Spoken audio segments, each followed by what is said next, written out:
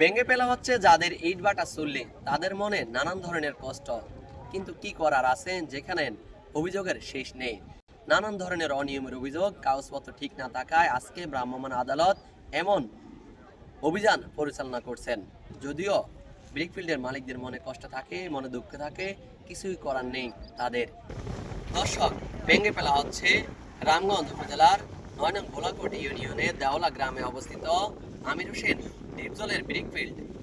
এখানে নানান ধরনের অনিয়ম ছিল।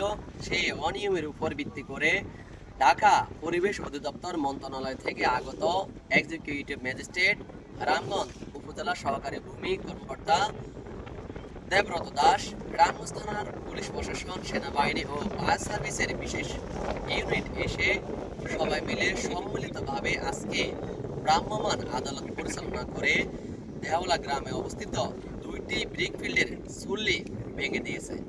কিছুক্ষণ আগেই জাহাঙ্গীর কোম্পানির যে এমবি ব্রিকফিল্ড, তার ব্রিকফিল্ডের যে চুল্লিটি রয়েছে সেটি ভেঙে ফেলা হয়েছে ভ্যাকুম মেশিনের মাধ্যমে।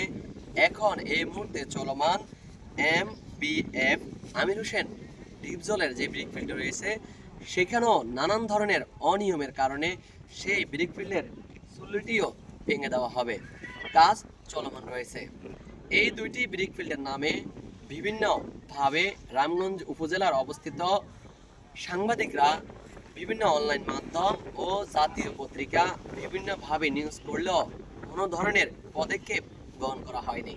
তবে অবশেষে আজ ঢাকা পরিবেশ অধিদপ্তর মন্ত্রণালয় থেকে আগত এক্সিকিউটিভ ম্যাজিস্ট্রেট তিনি সরাসরি এসে পুলিশ প্রশাসন ও সেনাবাহিনী সহ আজকে তার ভ্রাম্যমাণ আদালত পরিচালনা করে যাচ্ছেন।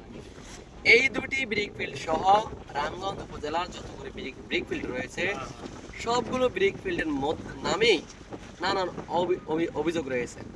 যেমনটি বলবো আপনাদেরকে, ব্রিকফিল্ড পরিচালনা করার জন্য, ইট তৈরি করার জন্য তারা ফসলি মাঠ থেকে যে টপ সয়েল রয়েছে সেই টপ সয়েলগুলো কেটে ব্রিকফিল্ডে নিয়ে আসে।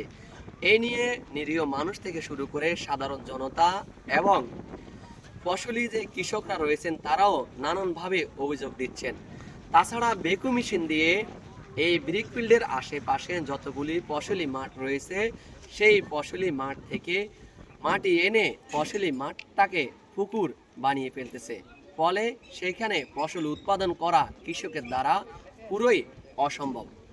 আজকে এই ধরনের অনিয়ম সহ ব্রিকফিল্ডের নানা ধরনের কাগজপত্রের কোনো বৈধতা না পেয়ে আজকে সরাসরি দুইটি ব্রিকফিল্ডে অভিযান চলমান রয়েছে। তাছাড়া এই দুইটি ব্রিকফিল্ডের চুল্লি ভাঙার পর তাদের লিস্টে রয়েছে আরও কোন কোন ব্রিকফিল্ডে তারা অভিযান চালাবে। সেই অভিযোগগুলো সরাসরি দেখাবো আমি রাজু আহমেদ, আরএসএন টিভি থেকে। এই পুরো অভিযান দেখার জন্য সরাসরি আরএসএন টিভির সঙ্গে থাকবেন। সবাইকে ধন্যবাদ জানাচ্ছি। তাছাড়া এই অভিযানের পরিপ্রেক্ষিতে এলাকাবাসী, সাধারণ জনগণ প্রশাসনকে সাধুবাদ জানাচ্ছেন।